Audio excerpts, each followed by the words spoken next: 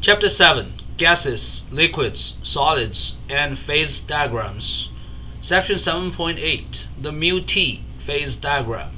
The chemical potential μ of a pure chemical is the same as its molar Gibbs energy. Therefore, d mu, the exact differential of the chemical potential, is equal to the exact differential of the molar Gibbs energy.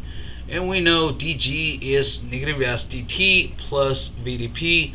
Therefore, dg sub m is negative molar entropy times dt plus molar volume times dp. The μ-T slope is always negative because molar entropy is always positive as long as the temperature is greater than 0K. The solid phase has a lower entropy than the liquid phase. The liquid phase has a lower entropy than the gas phase. So if you look at the three slopes in the solid, liquid, and gas phases, you will see the μ-T line of the solid phase has the least negative slope, the blue line. The μ-T line of the gas phase has the most negative slope, the orange line, and liquid is in the middle. At low temperatures, the solid phase has the lowest mu. So over here, if you extend this gas line to here, and you can see this blue line has a lower chemical potential than this green line or this orange line. Therefore, the solid phase is the most stable phase for this chemical below a certain temperature, and we call that melting point. At the melting point, the μ-T line of the liquid phase and the μ-T line of the solid phase cross at the same temperature. That's the melting point. At that temperature, the chemical potential of solid and the chemical potential of liquid are the same. And now we observe the solid and liquid phases coexist at the melting point. When the temperature is above the melting point, you can see now the chemical potential of the liquid is lower than that of solid or that of gas.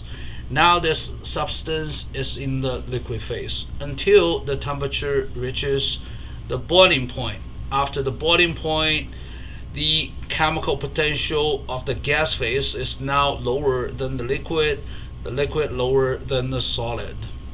So again, by plotting this μ-T lines for the three phases, we will be able to identify the melting point T sub m and the boiling point T sub b. When a second chemical is dissolved in a liquid, for example, if we add sugar into water, the chemical potential of the liquid phase decreases, and that liquid is no longer pure liquid. That liquid is now called the solvent of a solution. In that case, mu is equal to mu star plus RT times the natural logarithm of x. Over here, mu star denotes the chemical potential of a pure chemical. Star denotes pure substance. And this x is the mole fraction of the solvent in the solution. R and T are the ideal gas constant and temperature. So now you can see this mu for the solvent is lower than mu star because Lx is negative. The mole fraction of that liquid in a solution is less than 1. Alright, so that's why the logarithm of x is negative. Now the mu is lowered when a second chemical is dissolved in that liquid. And now when this chemical potential is lowered, what we can do is we can shift the μ-T line of the liquid phase downward because it's lowered. We can shift it downward. Now by looking at this graph, this black line is for the liquid, pure liquid. The red line is for the solvent in the solution, you can see the red line is shifted down from the original line. And now if you look at this point, that's the original melting point, and this is melting point after a second chemical is added into the system. This is the original boiling point for the pure substance, and now this is the new boiling point after a second chemical is added into the system.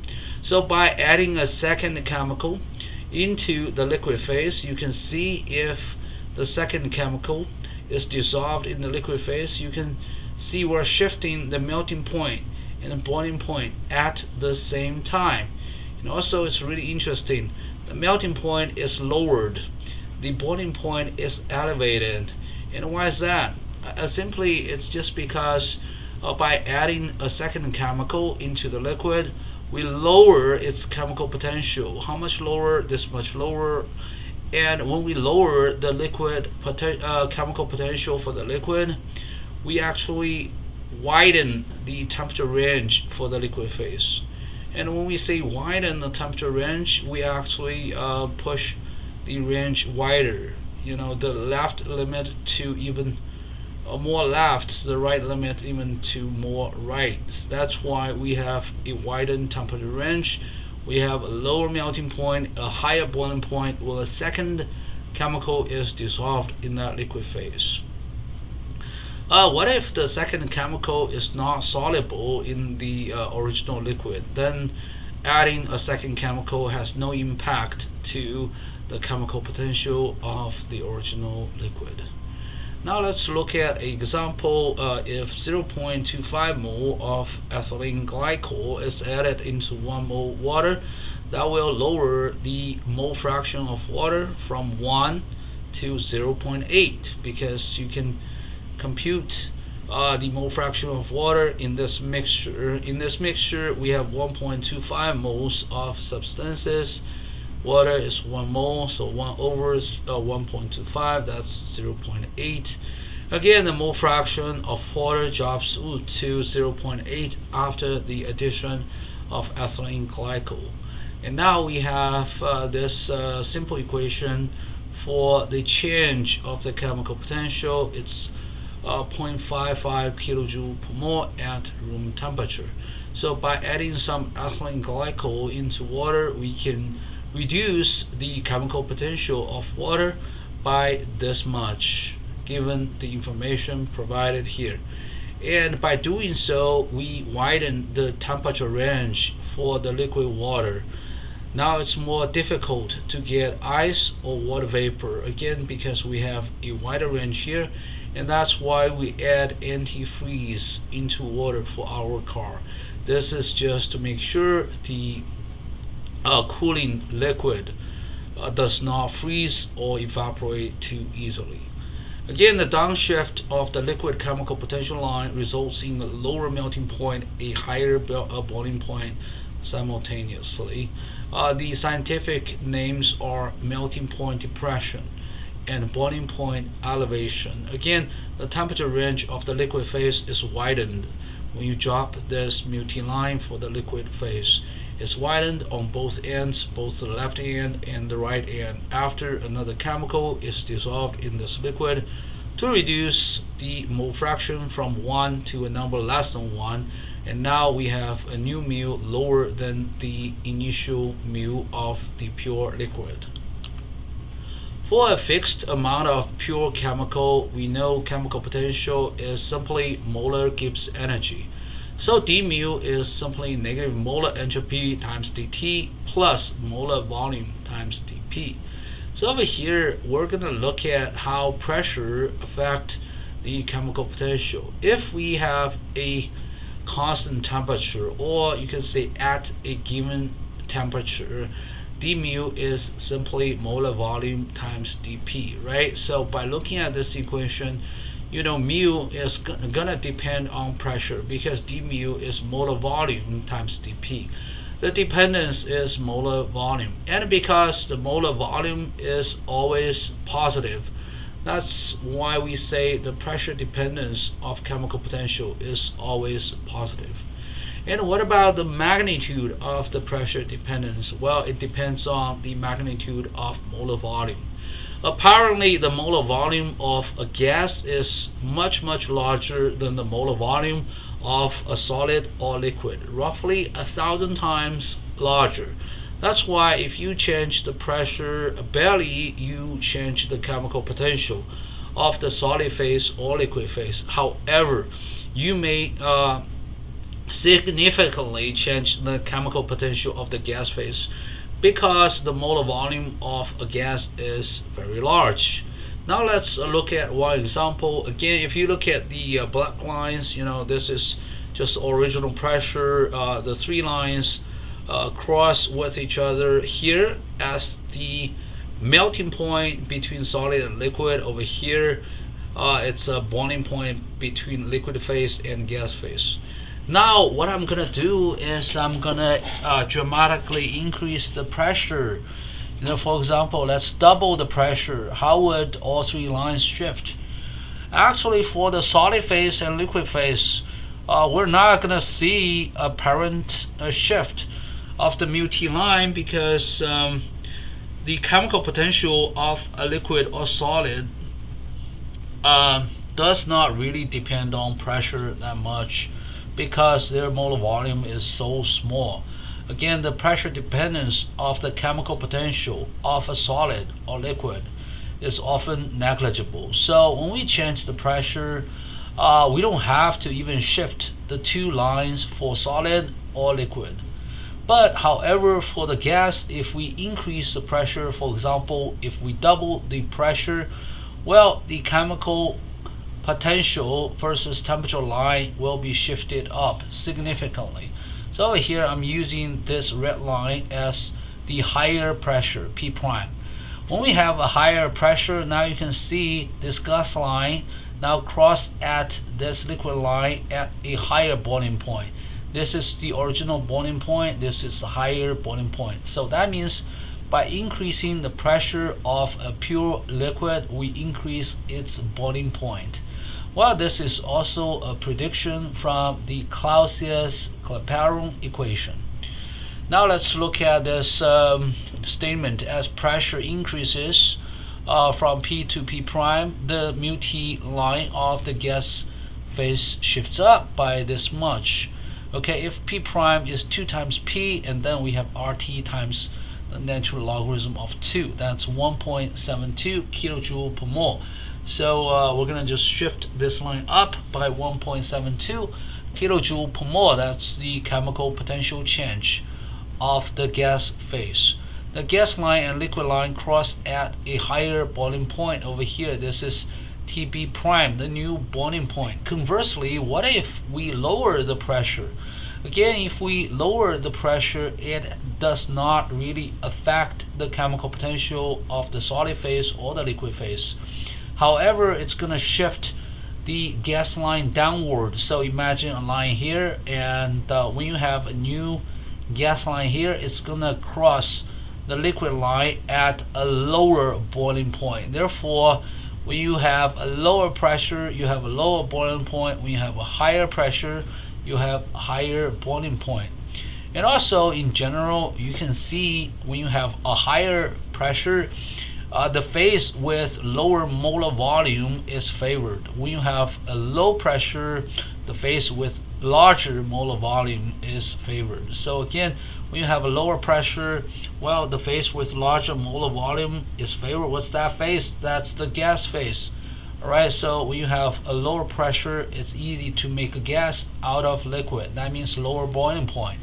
When you have a higher pressure, the liquid with the phase with lower molar volume is favored.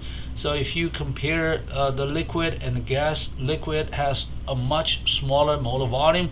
So when you have a high pressure, the liquid phase is more favored. You can see we have a wider range for the liquid phase. That means it's more stable. We actually elevated the boiling point by increasing the pressure. For a pure substance, again, mu is just molar Gibbs energy, and therefore d mu is negative molar entropy times dt plus molar volume times dP. At a constant temperature, d mu is simply molar volume times dP, and you can see the pressure dependence of chemical potential is simply the molar volume.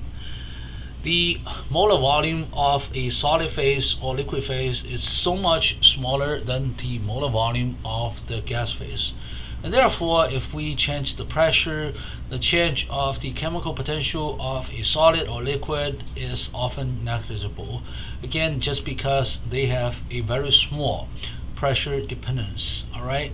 And now if we look at gas, well, that's another story. For the gas phase, you have very large molar volume, so that's why you can significantly change the chemical potential of a gas by changing the pressure. Now let's look at these three black lines again. Let's assume it's just a pure substance, and over here we observe the melting point of that substance. Over here we observe the boiling point of that substance. But now I'm going to ask, how can we observe the sublimation of that substance? Well, the answer is quite simple. You just dramatically lower the pressure. When you lower the pressure, the solid line and liquid line remain at the same position virtually. But when you lower the pressure, you lower the chemical potential of gas. You need to shift the gas line down, sometimes even significantly. In this case, let's shift this all the way to here. So this data point will go here, and you have to kind of imagine we have a gas line, this long, and then shift it down to here. And then when you shift the gas line all the way past the melting point, that means you are not going to observe the fusion of this substance at this lower pressure. At this lower pressure, this solid will be converted to gas before it can melt. Okay, again, first, the solid phase is more stable with lower chemical potential than the other two phases. At this point, the solid and gas cross right here under lower pressure, and then you observe sublimation. Alright, so this is how we observe the sublimation of a chemical. If typically you only see the fusion and vaporization, now if you dramatically lower the pressure, then you can observe the sublimation of this substance as well.